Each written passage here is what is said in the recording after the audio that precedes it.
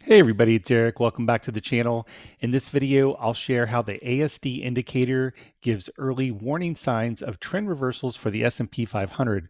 We're going to dive into how it's constructed and a recent example of the ASD going negative prior to a pullback in the market happening. Now let's get into it.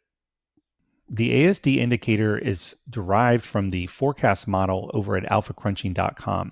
In this video, we're going to focus on the weekly forecast, but we also have these metrics for the daily forecast as well. And real quick on how this works is the forecast model looks at the past 1 month of data. In this case, we're looking at SPX, and we break the market up into 5-minute intervals. We then get an average movement for those intervals and accumulate those over the course of the week, which creates this line graph, which is the forecast. So this is showing early week weakness, meaning from Monday, Tuesday, Wednesday. We have weaker price action over the past month, and it's really pretty choppy. So this is a relatively bearish look because we start at 0 and we're ultimately ending in negative. And right now we're ending in a negative 26 SPX points.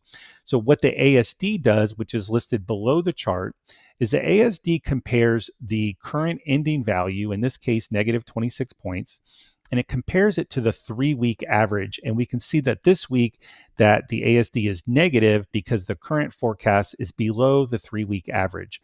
So real quick, if we show the previous 3 weeks of forecasts, we can see that we actually were positive, right? Positive 33, 45, 55. So let's say an average of 45 points or so.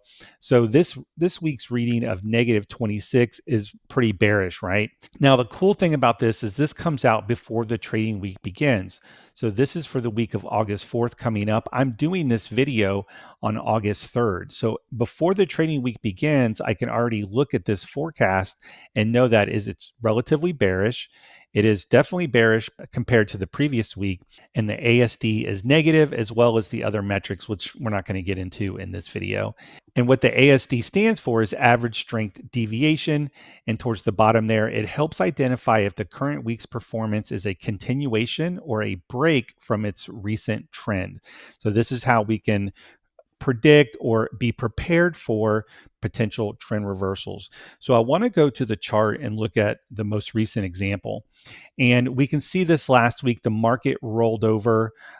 If you want to blame a catalyst, it's a combination of Powell being reluctant to cut rates as well as Trump enacting new tariffs or tariff threats. So it was a doozy for sure.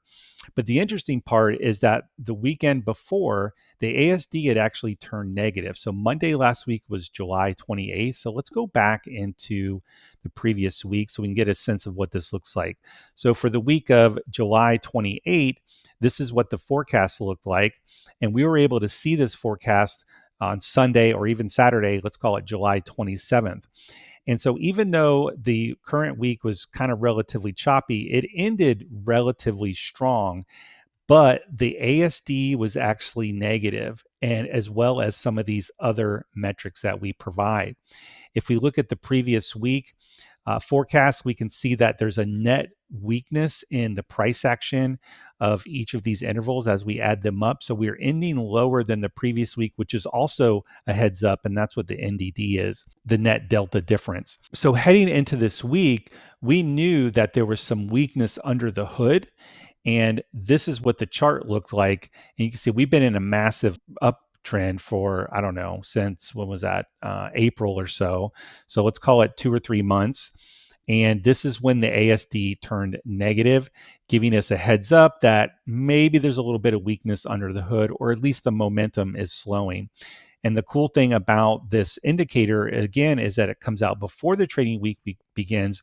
And now you can go into the week with the idea that the momentum is slowing. Maybe you want to tighten your stops, take profits. It's not a short signal. It's not a, buy puts and whatnot. You still want to use your analysis, but now you can start taking short signals maybe a little bit more seriously because the forecast model is showing that weakness. So when you get a chance, head over to Alpha Crunching and check out the weekly forecast, and we'll see you in the next video.